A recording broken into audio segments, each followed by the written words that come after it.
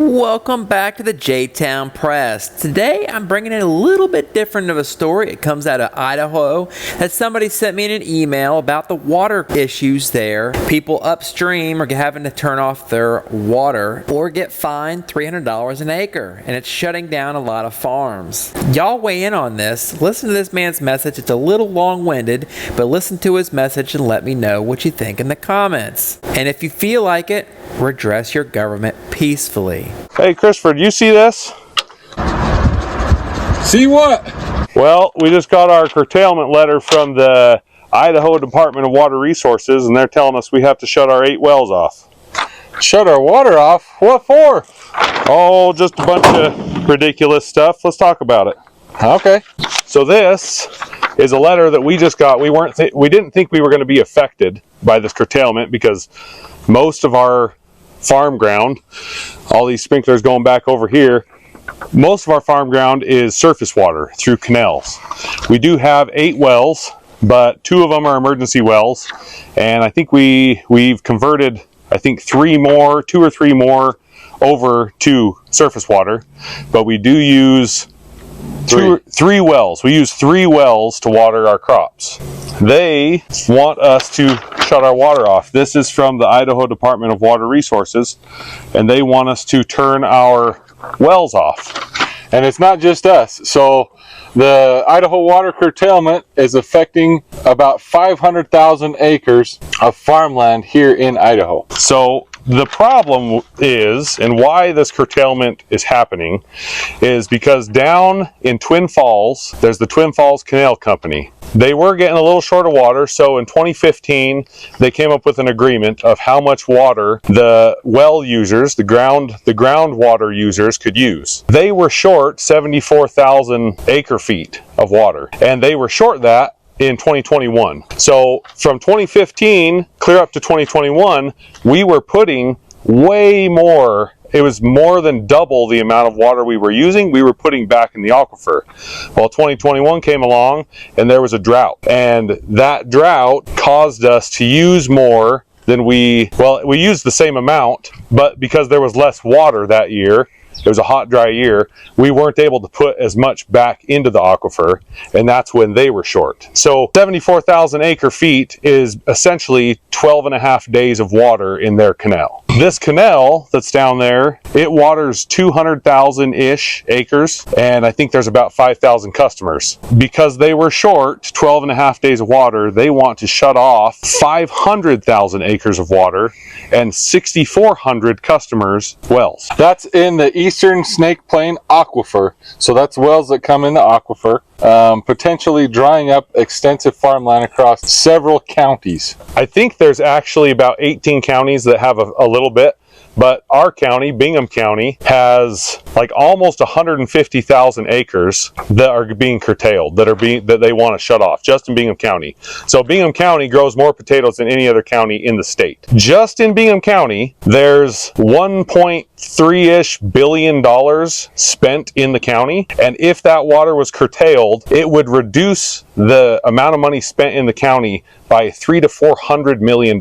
You wouldn't just be putting farmers out of business, you'd be putting people who deliver gas out of business, people who sell groceries, you'd be putting all the equipment people out of business, the repairmen, the servicemen.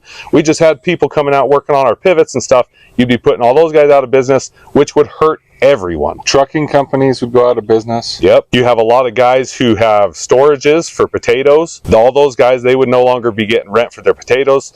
It would just devastate the entire Idaho economy if this happened. It's not just localized. It would pretty well be felt nationwide. I was doing the math, and we have one field, well, it's actually 3 fields, but it's all on wells, but it's about 182 acres. I did the math on what that crop would be turned into down the road. So this year it's in grain. If that grain doesn't get grown and doesn't get produced and sold to the processing plant, that grain in just that 182 acres would produce about 1 million loaves of bread. If that 182 acres was in potatoes, it would produce about 24.5 million large McDonald's French fries, just so everybody has some perspective. That's 182 acres. They're trying to curtail 500,000 acres, which is, it's not just going to be affected here in Idaho, but nationally and globally. We're going to feel the effects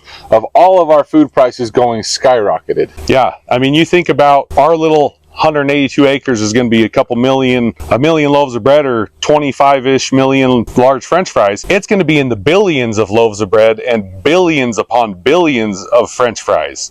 That's how much is going to just disappear. They're trying to negotiate a deal right now, but the problem with the deal that I've kind of heard is they're going to say, oh, you can water this year, but we want you to slowly curtail it down over the next 10 years. So do you want to lose your farm this year, or do you want to lose your farm in 10 years? We need a better solution. And with that becomes, we need better leadership. There's a leadership problem, there's a management problem, and it goes right up to the governor. The governor of Idaho could solve this problem like that if he wanted to, but he just isn't doing it. We feel that this curtailment is happening on a year where all of our reservoirs are completely full. There's still snow melting in the mountains. Our rivers are running over. We can go to some river bottoms only a couple miles from here and see them going over roads. All the canals are full. We have more water than we've had in like years and years. Everything's at flood stages. The reservoirs are full, yet we're being told we cannot water 500,000 acres of crops. The root of the problem goes back to that Twin Falls Canal Company. They have some of the oldest water rights in Idaho, and up here where we're at, we're kind of further up the valley.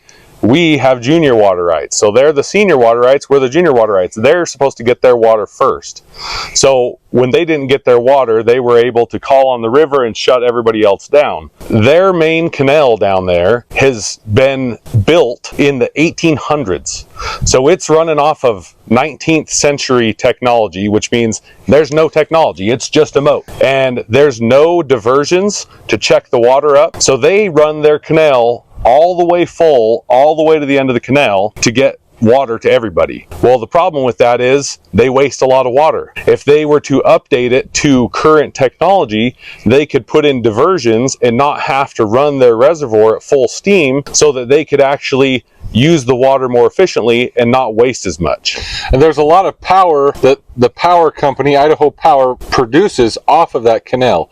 But if they put in these diversions, they could put in spillways or checks that they could still operate their power production in a better way. There is a fine with this thing. If you decide that you're just going to keep watering, they're going to fine you $300 per acre. If you're just growing a crop like hay, it doesn't make $300 an acre. You're just gonna lose money on that. Grain and spuds, it's like, well, we can make more off that than we can, so we're just gonna end up having to pay the fine. But there's already local farmers who've shut their wells off, and their fields have already dried up because of this curtailment order, and they're going to be out millions of dollars. They're going to end up declaring bankruptcy. And if the farmers declare bankruptcy, the banks that finance the farmers are going to declare bankruptcy, and then the whole economy is just shot. It's literally going to destroy the Idaho economy. And if you look on the curtailment paper, it's not just farmers, it's commercial businesses.